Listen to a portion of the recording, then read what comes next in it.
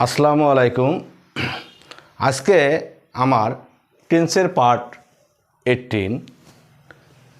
আমি 18-এ আমি 60টি টেন্স নিয়ে পুনরায় আলোচনা করতে চাই, যাতে ছাত্রছাত্রীরা সহজে এই 60টি টেন্স আয়ত্ত করতে পারে এবং বুঝতে পারে, দেখা মাত্র যেন বুঝতে পারে এটা কোন টেন্স। এবং আমি এখানে সচরাচর যে ভার্বগুলো ব্যবহার হয় শুধু বোঝানোর জন্য সচরাচর ভার্ব দিয়ে সেন্টেন্সটা শেখাতে চাই। কোন 60টা টেন্স নিয়ে আলোচনা করব? প্রেজেন্ট ইনডেফিনিট অর্থাৎ ইনডেফিনিট টেন্সের 3টা, প্রেজেন্ট, পাস্ট এবং ফিউচার, এবং কন্টিনিউয়াস টেন্সের 3টা, প্রেজেন্ট, পাস্ট, ফিউচার এবং প্রেজেন্ট পারফেক্ট টেন্স।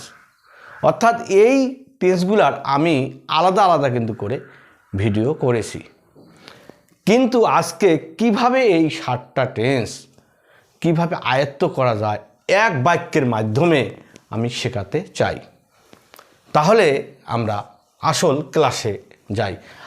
আর একটা কথা বলতে চাচ্ছি, আমি টেন্সটা কেন বারবার পড়াচ্ছি, উদ্দেশ্য হলো টেন্স যদি একটু কেউ আয়ত্ত করতে পারে বা শিখতে পারে, বুঝতে পারে, তাহলে তার ইংরেজি শিখতে আর কোনো কঠিন হবে না, কোনো বোঝা মনে হবে না, সহসাই বুঝতে পারবে। যে কোনো টপিকস, রাইট ফর্ম ভার্ব বলেন, ন্যারেশন বলেন, ট্রান্সফরমেশন সেন্টেন্স বলেন, যেটাই বলবো সেটাই কিন্তু পড়া যাবে। প্রত্যেকটাতে টেন্সের কথা আসে, কাজেই এজন্য আমি টেন্সটা ভালো করে পড়াইতে চাই। এখন আমি এখানে একটা সেন্টেন্স লিখছি, একটা বাক্য, কামাল ভাত খায়, খেয়েছিল, খাবে, খাইতেছে, খাইতেছিল, খাইতে থাকিবে, খাইয়াছে। এতে কি বোঝা গেল? দেখো, যে আমরা জানি যে একটা সেন্টেন্সের 3টা অংশ থাকে, তাহলে শেষের শব্দটা সাধারণত ভার্ব হয়। যে ওয়ার্ডটা দিয়ে কোনো কাজ করা বোঝায় তাকে ভার্ব বলে। তাহলে এখানে কামাল ভাত খায়, তা খায়টা হলো কিন্তু ভার্ব। কে খায়? কামাল, এটা হলো সাবজেক্ট। কি খায়? ভাত, অবজেক্ট। তাহলে কামাল ভাত খায়, আমরা 3টা অংশ কিন্তু পেয়েছি। তো এখানে আমি 3টা টেন্সের কামাল ভাত খায়, তখন কিন্তু আমরা মনে করবো এটা প্রেজেন্ট ইনডেফিনিট। খেয়েছিল যদি বলি, পাস্ট ইনডেফিনিট। খাবে যদি বলি, তাহলে ফিউচার ইনডেফিনিট। খাইতেছে, প্রেজেন্ট কন্টিনিউয়াস। খাইতেছিল, পাস্ট কন্টিনিউয়াস। খাইতে থাকিবে, ফিউচার কন্টিনিউয়াস। খাইয়াছে, প্রেজেন্ট পারফেক্ট। তাহলে এই টেন্সের গঠন আমি আলাদা আলাদা করেছি, এখানেও বুঝাইছি। যখন আমরা দেখব সাবজেক্টের পরে ভার্ব 1, তখন প্রেজেন্ট ইনডেফিনিট। ভার্ব 2, তখন বুঝবো পাস্ট ইনডেফিনিট। সাবজেক্টের পরে উইল প্লাস ভার্ব 1, তখন মনে করবো ফিউচার ইনডেফিনিট। যখন আমরা দেখব সাবজেক্টের পরে অ্যামিজার 3টার সাবজেক্ট বেঁধে বসে, ভার্বের সাথে আইএনজি যোগ, তখন মনে করবো প্রেজেন্ট কন্টিনিউয়াস। যদি দেখি সাবজেক্টের পরে ওয়াচ আর ভার্বের সাথে আইএনজি যোগ, তাহলে মনে করবো পাস্ট কন্টিনিউয়াস। যদি উইল বি দেখি এবং ভার্বের সাথে আইএনজি যোগ, তাহলে আমরা মনে করবো ফিউচার কন্টিনিউয়াস। আর যদি দেখি সাবজেক্টের পরে হ্যাভ বা হ্যাজ ভার্ব 3, তাহলে বুঝবো এটা প্রেজেন্ট পারফেক্ট টেন্স। আশা করি তোমরা বুঝতে পেরেছো। মূল জায়গায় করলে, এখানে করলে আরও তোমাদের কাছে ক্লিয়ার হবে। আমি সে বিষয়ে যাচ্ছি। তাহলে আমরা জানি এই খাওয়ার ইংরেজি কিন্তু ইট। তো ইটের 3টা ফর্ম হলো এরকম, যে ইট, অ্যাট, ইটেন, 3টা ফর্ম। তাহলে আমাদের ভার্ব এখানে আরেকটা কথা বলতে চাচ্ছি, যে ভার্বটা শুধু সারা, কে ভাত খায়? কামাল, এবং কি খায়? ভাত। এখানে আমি আগেই সাবজেক্টগুলো কিন্তু লিখে রাখছি, এবং এখানে অবজেক্টটাও আমি লিখে রাখছি। শুধু আমি বাকি রাখছি কি, যে ভার্বগুলা। এই সেন্টেন্সের মধ্যেও দেখো যে সে ভাত, এই ভাত এবং এই কামালের কোনো পরিবর্তন হয় নাই। খায়, খেয়েছিল, খাবে, খাইতেছে, ঠিক সেরকম এখানে কিন্তু শুধু ভার্বটাই বাকি রয়েছে। কাজেই এই ভার্বটা আমরা দেখলেই বুঝবো যে কেন এই ভার্বগুলো পরিবর্তন হচ্ছে। যেমন বাংলা সেন্টেন্সের ভার্ব পরিবর্তন হচ্ছে, ক্রিয়াটা অর্থাৎ ক্রিয়া অর্থাৎ ভার্ব। এখানে ইংরেজিতেও কিন্তু ভার্বটা আমাদের পরিবর্তন করতে হবে। তাহলে দেখো, সে কামাল ভাত খায়, তাহলে ইট আমরা প্রেজেন্ট ফর্ম নিব এটা, তাহলে কামাল এখানে হবে ইট, যেহেতু কামালটা থার্ড পারসন সিঙ্গুলার কাজে হবে এজ। এখন পরেরটা হলো কামাল ভাত খেয়েছিল, কাজে হবে ভার্ব টু এট। ভাত খাবে, এই অক্সিলারি হবে উইল,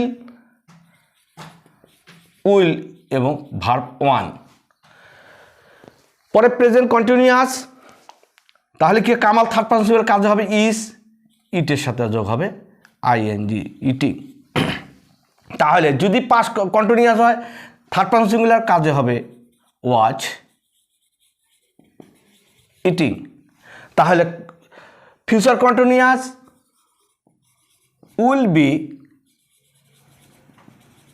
ইটিং। এখন প্রেজেন্ট পারফেক্ট, প্রেজেন্ট পারফেক্ট গঠন কি? সাবজেক্টের পরে হ্যাজ। কামাল যেহেতু থার্ড পারসন সিঙ্গুলার কাজে হবে হ্যাজ, ভার্বের থার্ড ফর্ম ইটের থার্ড ফর্ম হলো ইটেন। তাহলে কি হলো? দেখা গেল আমরা একবার পড়ি, কামাল ভাত খায়, কামাল ইটস রাইস। কামাল ভাত খেয়েছিল, কামাল অ্যাট রাইস। কামাল ভাত খাবে, Kamal will eat rice. Kamal ভাত খাইতেছে, Kamal is eating rice. Kamal ভাত খাইতেছিল, Kamal was eating rice. Kamal ভাত খাইতে থাকিবে, Kamal will be eating rice. Kamal ভাত খেয়েছে, কামাল হ্যাজ ইটেন রাইস।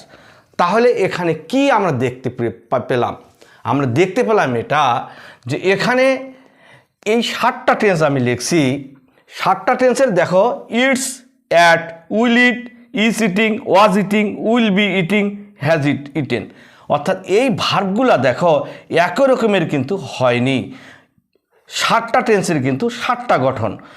এই টেন্সের বেলা সাবজেক্টের পরে হ্যাভ হ্যাজ হয়, যেহেতু এটা থার্ড পারসন সিঙ্গুলার কাজে হয়েছে হ্যাজ, কিন্তু এখানে হ্যাভও হইতে পারতো।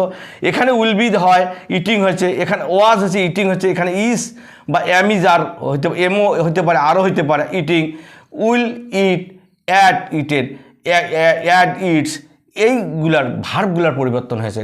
ঠিক তেমনি দেখো যে বাংলা শব্দের এই ভার্বটা চেঞ্জ হয়েছে, খায়, খেয়েছিল, খাবে, খাইতেছে, খাইতেছিল, খাইতে থাকিবে, খাইয়াছে। অর্থাৎ এই ভার্বগুলার পরিবর্তন কিন্তু বাংলা সেন্টেন্সও আমরা করেছি, এবং তাই দেখো ইংরেজিতেও কিন্তু ভার্বগুলো আমরা পরিবর্তন করেছি। এখানে কামাল, এই কামাল এবং এই ভাতের কোনো পরিবর্তন কিন্তু ঘটে নাই, এবং এখানেও কিন্তু তাই কামাল এবং এই রাইস অবজেক্টের কোনো পরিবর্তন ঘটে নাই, শুধু ভার্বগুলার পরিবর্তন ঘটছে। আশা করি তোমরা কিন্তু বুঝতে পেরেছো। এখন আমি এই টেস্টটাকে আমি নেগেটিভ করব। তো এখন যদি আমি এখানেই বলি কামাল ভাত খায় না, খেয়ে খায়নি, খাবে না, খাইতেছে না, খাইতেছিল না, খাইতে থাকিবে না, খায় নাই, যদি এরকম না বা নাই থাকে তাহলে সেন্টেন্সটা কি নেগেটিভ। তখন আমাদের নেগেটিভটা কি করব?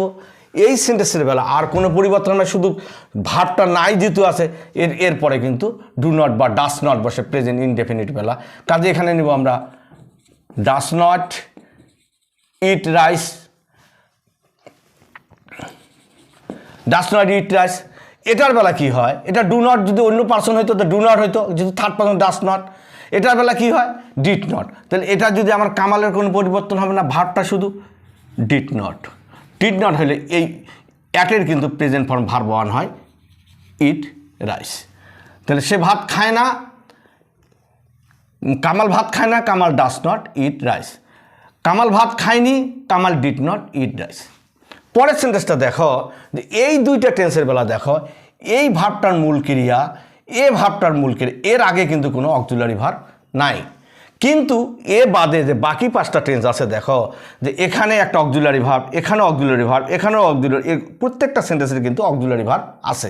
তো অক্সিলারি ভার্বযুক্ত যদি কোনো সেন্টেন্স থাকে ওর পরে যদি খালি আমরা নট বসাই তাহলে সেন্টেন্সটা কিন্তু নেগেটিভ হবে। তা কামাল ভাত খাবে না, শুধু এখানে আমরা বসাবো Kamal will not eat rice. Kamal ভাত খাইতেছে না, শুধু এখানে আমরা নট বসাবো Kamal is not eating rice. Kamal ভাত খাইতেছিল না, শুধু ওয়াসের পরে শুধু একটা not, Kamal was not eating rice. এখন কামাল ভাত খাইতে থাকিবে না, Kamal will not be eating rice. Kamal ভাত খায় নাই, শুধু হ্যাজের পরে শুধু খালি শুধু নট। তাহলে অক্সিলারি ভার্বযুক্ত সেন্টেন্স নেগেটিভ করা কোনো কঠিন বিষয় নয়, শুধু অক্সিলারি ভার্বের পরে নট বসাইলে সেন্টেন্সটা নেগেটিভ হবে। এখন পরের কথা আসি, এই সেন্টেন্সটা যদি আমরা এখন ইন্টারোগেটিভ করি, তো ইন্টারোগেটিভ করলে কি হয়? অক্সিলারি ভার্বযুক্ত সেন্টেন্সগুলার যে অক্সিলারি ভার্বটা হয় সেই অক্সিলারি ভার্বটা ওই সাবজেক্টের আগে বসালে সেন্টেন্সটা ইন্টারোগেটিভ হবে। কিন্তু এই প্রেজেন্ট ইনডেফিনিট এবং পাস্ট ইনডেফিনিট টেন্সের বেলা শুধু এই সেন্টেন্সের বেলা ডু বা ডাস আগে আসে, এটার বেলা ডিড হবে। তো এখন যদি বলি কামাল, প্রশ্ন যদি করি কামাল কি ভাত খায়, কামাল কি ভাত খায়, কামাল কি ভাত খেয়েছিল, কামাল কি ভাত খাবে, খাইতেছে, কামাল কি ভাত খাইতেছে, কামাল কি ভাত খাইতেছিল, কামাল কি ভাত খাইতে থাকিবে, কামাল কি ভাত খাইয়াছে, এরকম যদি প্রত্যেকটা সেন্টেন্সে আমরা প্রশ্ন করি তাহলে এখানে কোনো পরিবর্তন হবে না। তাহলে কি হবে, এখানে শুধু এখানে হবে ডাস কামাল, এসটা তখন আর হবে না, ডাস কামাল ইট রাইস, কামাল কি ভাত খায়। এখন যদি আমরা এটা বলি যে কামাল কি ভাত খেয়েছিল, শুধু এখানে হবে ডিড কামাল, একটা হবে না, তখন হবে ইট রাইস, কামাল কি ভাত খেয়েছিল। এখন যদি বলি কামাল কি ভাত খাবে, এখানকার অক্সিলারি ভার্বটা কি, যে অক্সিলারি ভার্বটা ছিল উইল, কাজে এই উইলটা হবে কি এখানে না হয়ে এই উইলটা হবে কামালের আগে যাবে, সে will Kamal eat rice, Kamal কি ভাত খাবে। এখন যদি বলি কামাল কি ভাত খাইতেছে, তখন কি হবে, এই অক্সিলারি ভার্ব কি ছিল কামালের সাথে কন্টিনিউয়াস টেন্সে ইসটা তখন এই সাবজেক্টের আগে যাবে, ইস কামাল ইটিং রাইস, কামাল কি ভাত খাইতেছে। এখন যদি বলি কামাল কি ভাত খাইতেছিল, কাজে এখানে অক্সিলারি ভার্ব ছিল কন্টিনিউয়াস টেন্সের পাস্ট কন্টিনিউয়াস ওয়াস, কাজে হবে এখানে ওয়াস কামাল ইটিং রাইস, কামাল কি ভাত খাইতেছিল।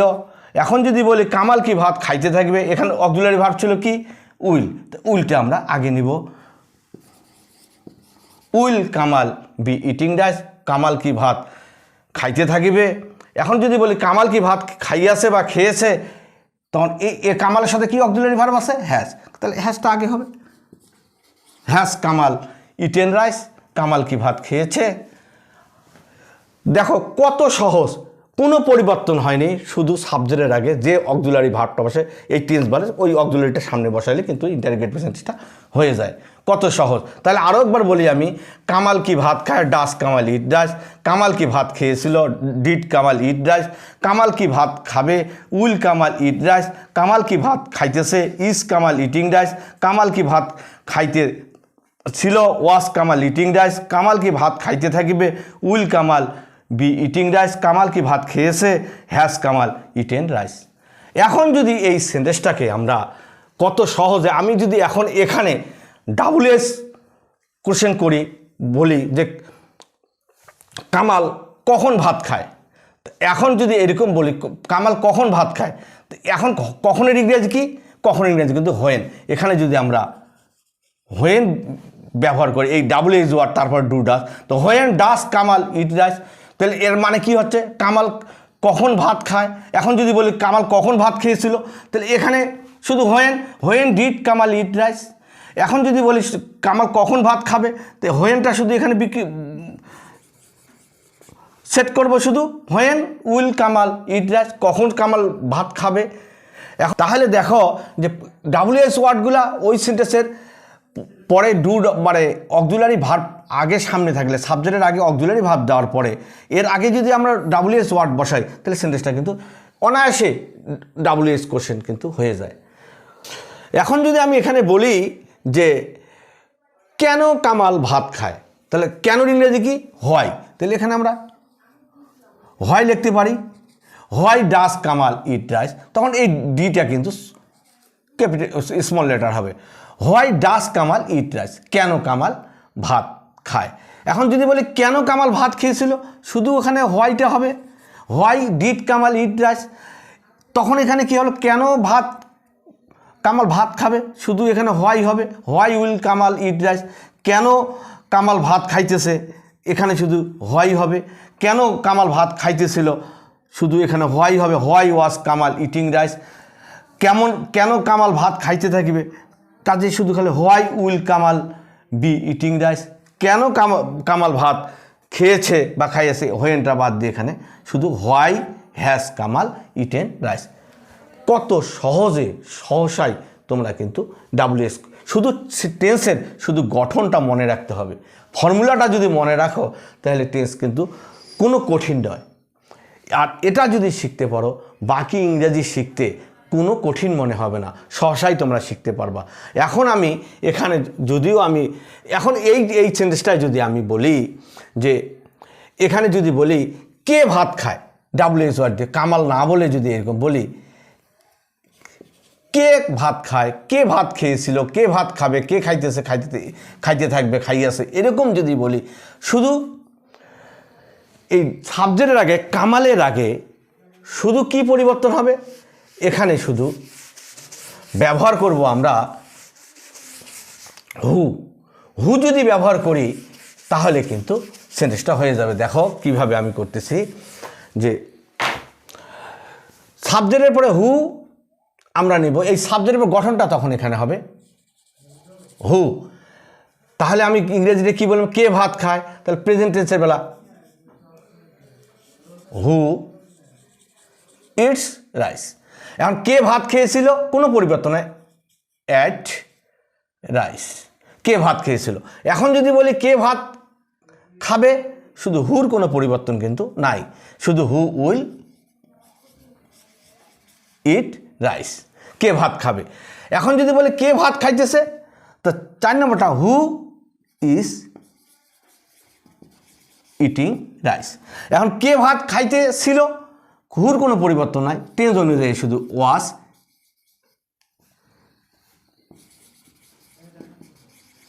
Eating rice. কে ভাত খাইতে থাকবে, হু